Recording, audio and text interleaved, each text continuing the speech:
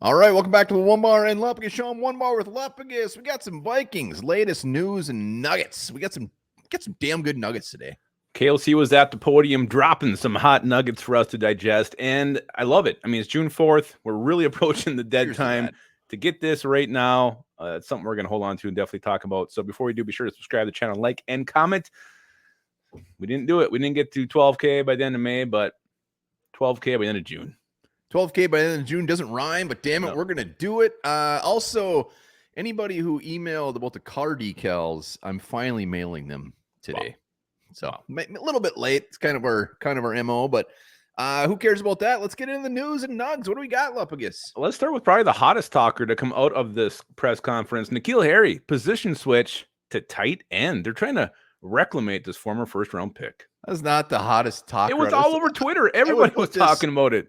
I would put this at the very bottom, and the only reason is it means he's not making the team. It ain't happening. They're like, where should we put this guy? I mean, our wide receiver depth is so putrid, yet they're going to move this guy to a different position. That is not a good sign for him at all. But here's the thing I do like about it. It's thinking outside the box. You're trying to do something with this guy. He's got, what, a 6'4", 225-pound frame, so he definitely has the body for it. That's light. That's a very small tight end. But like you said, we got a ton of tight ends already, and the wide receiver depth isn't what the tight end depth is. So it's a little bit head scratching. It's kind of a last pitch Hail Mary kind of a move here for N'Keal Harry to salvage his career. I like it that it's an original thought. Do I have any hope it's going to pan out?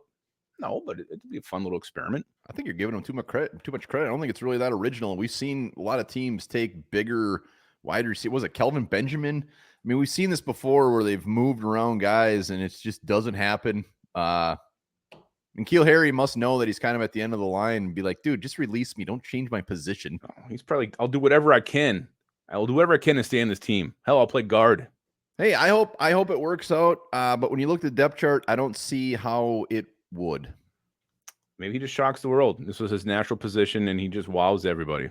Well, when he came out of the draft, I know a lot of thing was his big thing was, or the draft analysis was like, he's just too big. He's like, do they move him to tight end? What do they do? Does he bulk up? Maybe it's a couple years late, but it'll happen. He's 26 years old. Size-wise, I mean, he is 6'4", but he's very light for a tight end. Well, Irv Smith, he wasn't very big either, was he? Boy, great example.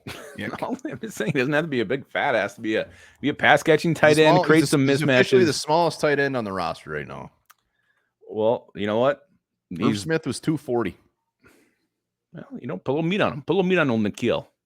All right, another one, Blake Brandel, still the favorite at left guard to be the starter, said KLC. He also said offensive line depth was a big focus of the offseason. And I know Brandel, I mean, everybody's saying that he's going to be, and we talked about it earlier, it's probably his spot to lose. They want to see what he has to offer.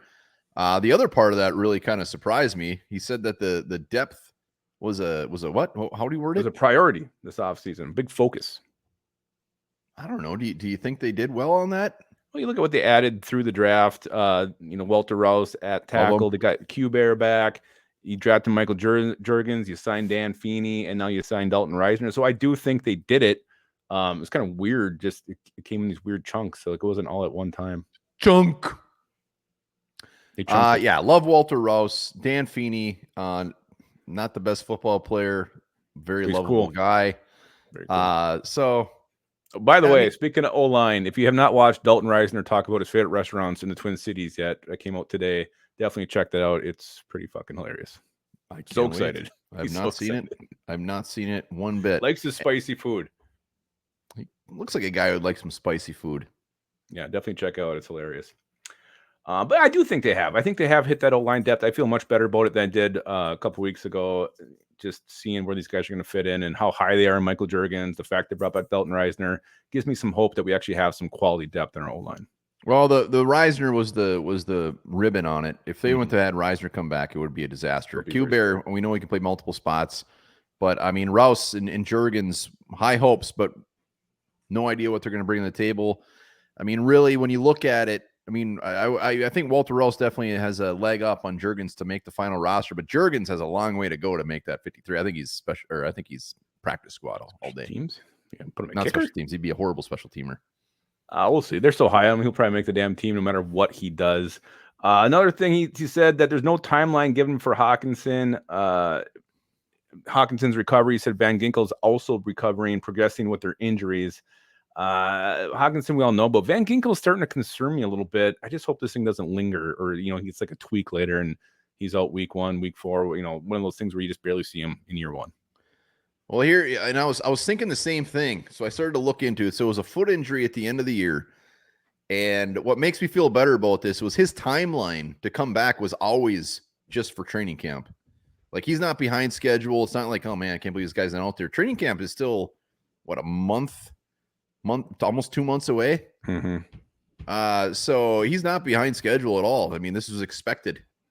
So it makes me feel better. And we're good. Ginker's going to get 8+ sacks. It's going to be awesome. And I love him. What makes me feel better is Dallas Turner. Dallas Turner's there. Yeah, Dallas Turner's there. I mean, worst case scenario, something happened, setback, we got Dallas Turner, but Ginker's timeline was always for the start of training camp. And he gave no timeline. So he said there's no timeline. So he's not even saying it's the start of training camp. So gives him even more leeway in his recovery. The final big nugget was this. He asked about the Justin Jefferson trade. He said there was not one time that was discussed among leadership. Not one time. So all this Malik Neighbors trade up bullshit, anything else that came out, they were never ever going to trade Justin Jefferson. Yeah, it's about as obvious as saying I might have another beer after this. Really? Yeah. And of course, I mean, I believe him. But he's not going to say anything else. Even if they ever tried. It goes in line with Crazy came out and said, we're not trading Justin Jefferson. I mean, well, I know, but like at any time a big player is traded or whatever, nobody comes out after the fact and say, you know what, we were trying to trade him. Nobody would take him. So I guess we just signed him. I mean, nobody will ever come out and say that. Maybe one day somebody will. No, we really tried to sign him. Remember when the Vikings said, we have no intentions of trading Percy Harvin, traded like the next day. Mm-hmm. Yeah, I think it was I do believe him though. There's no way anybody. We weren't trading Justin Jefferson. I'll believe him on this one. Yeah, I don't think it was ever a consideration.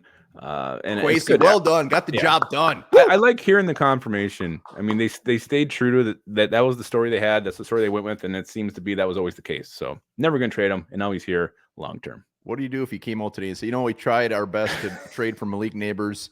Unfortunately, we didn't have any takers, so we have to settle for Justin Jefferson. I'd be shocked.